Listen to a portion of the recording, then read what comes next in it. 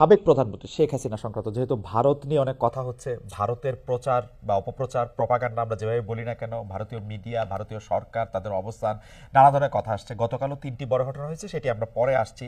আমরা শুধু জানতে চাই যে সাবেক প্রধানমন্ত্রী শেখ হাসিনা পালিয়ে গিয়ে পদচ্যুত হয়ে বা পদত্যাগ করে ভারতে চলে গেছেন, পররাষ্ট্র মন্ত্রণালয়ের কাছে তার অফিসিয়াল স্ট্যাটাসটা এখন কি?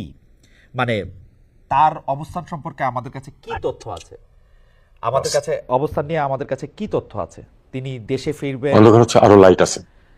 তিনি দেশে ফিরবেন বা আপনারা ফিরিয়ে আনবেন দ্রুত, এমন কিছু ঘটবে কিনা, তৃতীয় কোনো দেশে যেতে পারেন কিনা?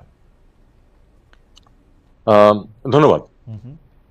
এটা আসলে সবই, আপনি যে প্রশ্ন করেছেন এটাতে উত্তর দিতে গেলে একটু স্পেকুলেটিভ হয়ে যাবে।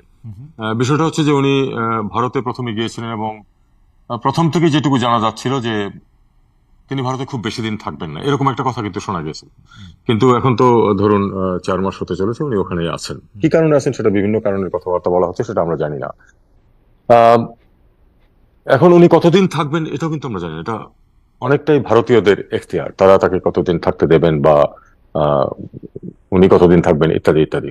তো আমি যেটা মনে করি যে আহ, যদি বাংলাদেশে যদি তার বিরুদ্ধে মামলা তেমন একটা পর্যায়ে পৌঁছে, তাহলে তাকে আমরা চাইতেই পারি ফেরত আনার জন্য। কিন্তু তারপরে সেটা উনি কখন আসবেন, ভারতীয়রা ফেরত দেবে কিনা, কিভাবে দেবে, এটা কিন্তু এখন আমি কোনো উত্তর দিতে পারবো না, কারণ আমি কোনো স্পেকুলেট করতে চাই না। তার অবস্থান সম্পর্কে ভারতীয় কর্তৃপক্ষ কি আপনাদেরকে কোনো ব্রিফ করেছে বা নিয়মিত ব্রিফ করে? কেন আমি এটি জানতে চাইছি, তিনি কি ভারতে গৃহবন্দী আছেন? এইটাও দেখুন, এ ব্যাপারে আমার জ্ঞান আর আপনাদের জ্ঞান একই, কারণ পত্রপত্রিকায় যা কিছু আসে আমিও সেটুকুই জানি। এর চেয়ে বাইরে আসলে আমার কিছু জানা নেই। কাজে আমি এটা স্পষ্ট কোনো উত্তর দেওয়ার, যেহেতু আমার কাছে তথ্য নেই, আমি সেটা দিতে পারছি না। আহ, একজন বিশ্লেষক বা বিশেষজ্ঞ হিসেবে যদি আপনাকে জানতে চাই যে মানে সাবেক একজন প্রধানমন্ত্রী, তাকে কি আসলে মানে আমরা দেখে কি বুঝতেছি যে তাকে কি আসলে বিদেশি গণমাধ্যমের সাথে কথা বলতে অন্ধকার।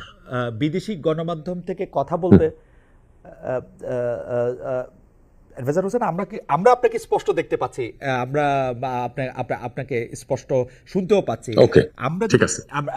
আমরা যেটি জানতে চাইছি যে মানে তাকে কি আসলে বিদেশি গণমাধ্যমে বা কোনো গণমাধ্যমে কথাবার্তা বলায় নিষেধাজ্ঞা দেওয়া হয়েছে, নিষেধাজ্ঞায় আছেন?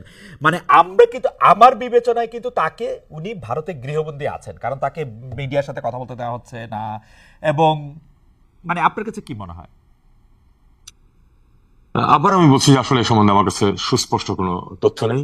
আহ, আপনারা জানেন যে একদম প্রথমেই কিন্তু উনি কিছু কথা বলেছিলেন ভারতে থাকা অবস্থায়, এবং আহ, প্রধান উপদেষ্টা বলেছিলেন যে উনি ভারতে থেকে যদি বাংলাদেশের রাজনীতি, বর্তমান সরকার পরিস্থিতি নিয়ে কথাবার্তা বলতে থাকেন, তাহলে সেটা আসলে ভারতের সাথে সম্পর্ক স্বাভাবিকীকরণে বা স্বাভাবিক অবস্থায় সম্পর্ক চালিয়ে যেতে সেটা সহায়ক হবে না।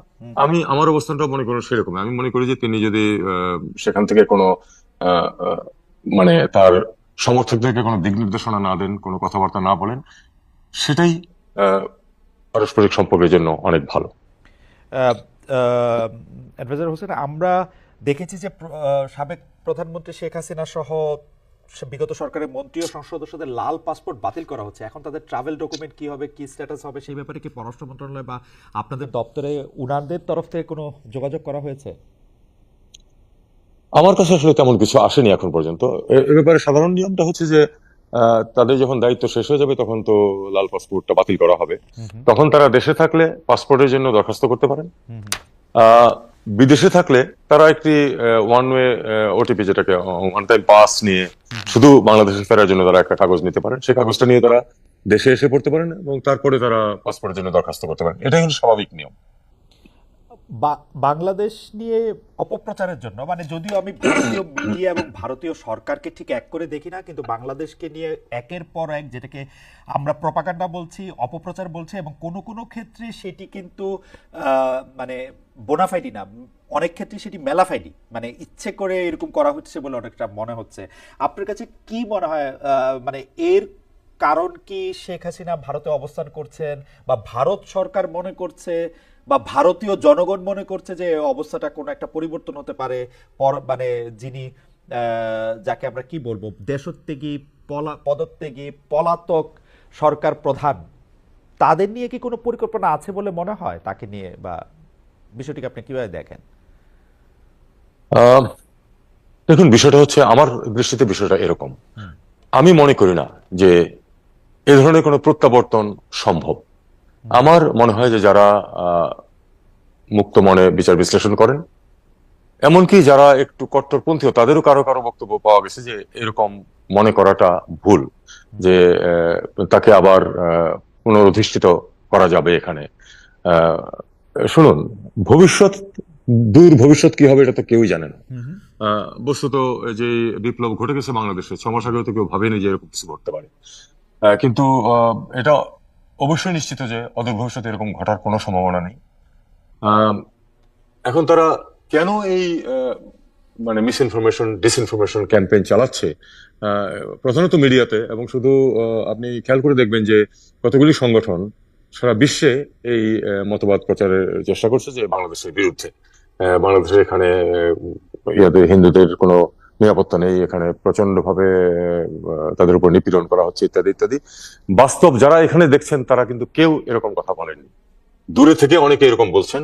এই ধরনের প্রোপাগান্ডায় তারা মিসলেড হচ্ছেন, অথবা ইচ্ছাকৃতভাবে মিসলেড হচ্ছেন। তাদের যদি বাংলাদেশ বিরোধী কোনো মনোভাব থাকে, সেটাকে তারা এগিয়ে নিচ্ছেন। কিন্তু যারা এখানে দেখছেন, আছেন, তারা কিন্তু কেউ একথা বলছে না যে এই ধরনের কোনো পরিস্থিতি এখানে বিরাজ করছে। হ্যাঁ, এটা সত্য যে আহ, মার্চ আগস্ট পরবর্তী কয়েকদিন যখন কোনো সরকার ছিল না, তখন অনেক কিছু ঘটতে পারতো, কারণ তখন পুলিশও ছিল না দায়িত্বে। পুলিশ যেহেতু আহ, এক ধরনের তাদের অপাঙ্ক্তেয় অবস্থায় ছিল। কিন্তু এই সরকার দায়িত্ব নেওয়ার পরে খুব তাড়াতাড়ি কিন্তু নিয়ন্ত্রণ প্রতিষ্ঠা করতে পেরেছে। এবং যদি 2-4টা ঘটনা ঘটেও থাকে এর আগে, সেটাকে সম্পূর্ণ নিয়ন্ত্রণে আনা গেছে। এবং একটা জিনিস আমাদেরকে খেয়াল করতে হবে যে এই পুরো ব্যাপারটার মধ্যে কোনো ধর্মীয় বিষয় ছিল না। এটা যেটা হয় সেটা হলো যে পূর্ববর্তী 15 বছরের যে স্বৈরাচারী সরকার ছিল, তাদের সময়ে অনেকেই নিগৃহীত, নিপীড়িত, অত্যাচারিত হয়েছেন। তাদের মধ্যে এক ধরনের প্রতিশোধ স্পৃহা ছিল। যখন সরকার ছিল না, অথবা সরকার নিয়ন্ত্রণ নিতে শুরু করেছে মাত্র, তখন কিছু কিছু ঘটনা ঘটেছে, যে কিছু অগ্নিসংযোগ ঘটেছে, কিছু ভায়োলেন্স ঘটেছে। কিন্তু আপনি খেয়াল করে দেখবেন, সেখানে কিন্তু আপনি যদি ধর্মীয় সংখ্যালঘুদের বিচার করেন রাজনৈতিক ভাবে, তাহলে দেখবেন যে তাদের সংখ্যা অত্যন্ত, তাদের মধ্যে যে 2-1 জন নিগৃহীত হয়েছেন সেটা সংখ্যা অত্যন্ত সীমিত। বরং সেখানে যারা ভায়োলেন্সের সম্মুখীন হয়েছে তাদের মধ্যে আগের সরকারের সমর্থক এবং মুসলিম ধর্মাবলম্বী মানুষের সংখ্যাই সমধিক।